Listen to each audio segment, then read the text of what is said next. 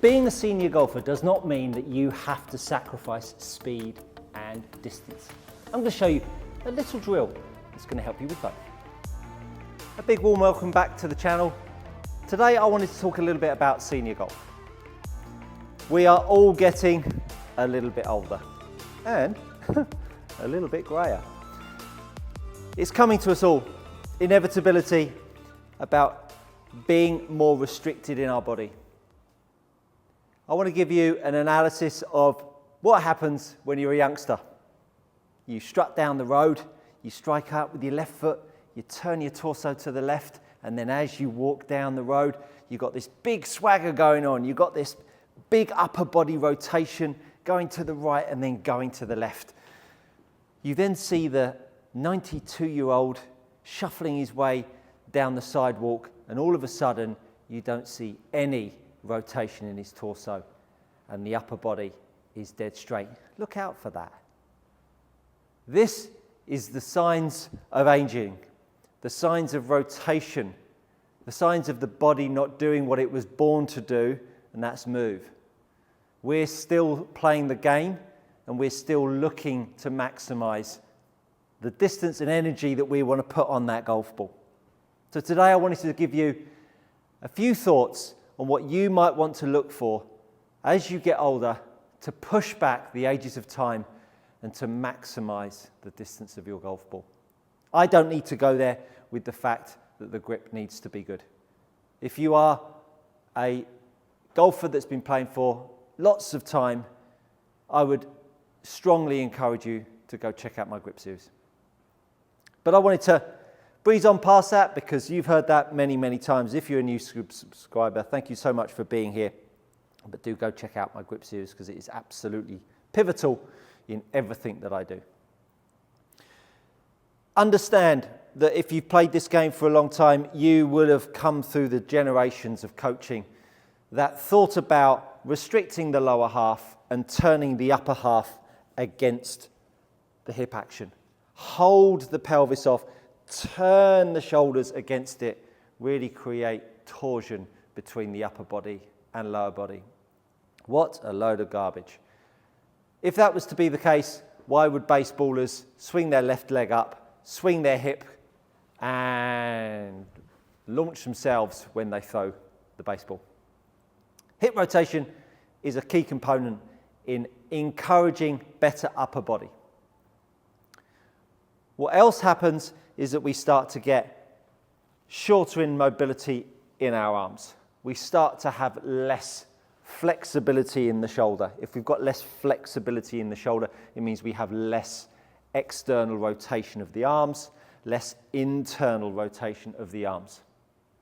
The higher someone's arm plane, the more you have to have external rotation and you have to have more mobility in the shoulder. So as you go on and when you think back to the bygone era of transferring the weight onto the right foot, and then we thought about keeping the head down, so now my spine is tipping to the left as I transfer my weight to the right. I've now got side bend in my spine. My spine is leaning towards the target. And at this point, you're then going to ask your body to rotate. Well, good luck with that. As you get older, that becomes harder. And as it becomes harder, the club really has very little impetus to move around. And so we then start to see arm swings going up. Now, when you then get a little bit older and the arms are getting a little bit tighter and the shoulders are getting a little bit tighter, we then start to see arms bending at the top of the backswing. So we see the bump across, we see the spine tipping more towards the target because we're thinking about keeping our head over the ball, and then we see the arm lift and the arms bend, and then we get that big chop down, and depending on the grip will dictate whether you hit a fade to the right or you hit a pull to the left. Just depends on your face orientation. Nuts and bolts, they're exactly the same golf swing. One face is pointing to the right of the path, one face is pointing to the left of the path. I wanted to give you a little drill that you might want to consider that's going to help you apply some aging tendencies or fight back some aging tendencies that might help your golf swing. So let's first of all understand, and we'll deal with the club first, that we are reducing the amount of arm lift. The amount of arm lift means that we have to bring the arms down a further distance, and when that's happening, the body needs to stall out.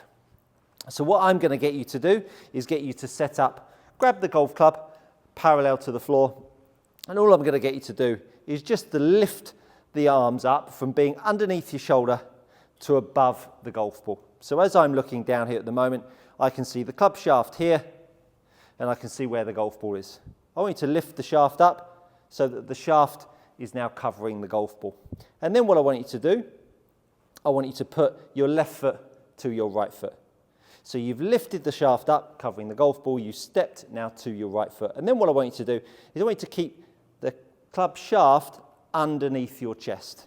And then you're going to move it back and step to the left. And then what I want you to do is I want you to turn and face as though you're filming, like I am. Going to turn and face the camera. So you're going to lift the club up to the ball line, you're going to step to the left and turn and face the camera. And what you're going to feel is that this left knee almost kicks towards you or towards the camera where you're looking, because what that's going to do is that's going to help your pelvis start to rotate around, and you'll actually start to see your right leg point back at you. So lift her up. This is where we've started. Lift her up to the ball line, step to the right.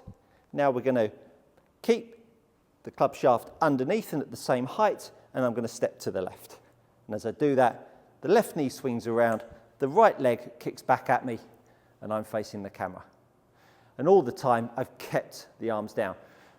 Now that motion is reducing the amount of arm lift, and it's encouraging more hip rotation. If I put that with a golf club, lift my arms up, I've stepped to the right, now I'm going to make a backswing. So I've lifted my arms up to the height of the golf ball, I've stepped to the left as I've moved the club around me. As I say, the arms are much lower. I could now look back at the golf ball and strike one away. Not my best contact, so we'll do that again. So set back up, lift the arms up, put the hands in front of the golf ball. I'm going to step to the right, move the hands around me, step to the left, and now strike the ball. And so what this is encouraging is the motion underneath your torso to encourage more rotation. And it's reducing the amount of arm lift. Arm lift will sacrifice how well you move your lower half, particularly if you've been one of these golfers where you step to the right or you move to the right and you move laterally. Then the arm lift comes, as I say, and then we start to move outside in. So that backswing drill is something that will really start to encourage you to open up your lower half and open up your chest and help your arm swing bring itself down. Then what we want to do is do exactly the same drill on the other side. So we're going to set ourselves up. We're going to put the club out in front of us. I'm going to lift it up to the height of the golf ball. Now we're going to step to the left at address, and then I'm going to step back towards the camera, and I'm going to bring the club around and face the target. Now at this point, you can see my right foot's flat on the floor. My left leg is kicked back. Understand, the left hip coming back accelerates the right side. So even if I was to feel this, I would start to encourage myself to move up onto my left leg. But this is just the sensation of stopping golfers from feeling like the arm lift that goes up is going to stop the golfer from moving around. So we go again. In our setup, lift the arms up to the height of the ball. So I'm looking down, I'm looking through the shaft to the golf ball. Then I'm going to step to the left. Now I'm going to move the club through and step to the right. And as I step to the right, now my arm height is still up, but it's much lower than it might be otherwise. And at this point, I've now encouraged some good hip turn. So if I was going to then feel that, I could make half a backswing, I could swing down, I could step across and strike the golf ball. And now all of a sudden, I've got my left hip open, my arms low, and the club moving around. At that point, I've now got some good sensations of reducing the amount of arm lift and starting to use my feet to spin my lower half around. The golfer that has no hip action is the guy walking down the street, keeping his upper body and his lower body on the same track. You don't really have a lot else to use other than lifting the arms up and down. And that can cause some nasty effects. So if you're a senior golfer and you're looking to feel just a little bit more speed, a little bit more mobility in your body, I hope that little drill for your backswing and through swing will give you a little bit more speed. I think you'll find that's good coaching. Thanks so much for being here. I look forward to seeing you next time.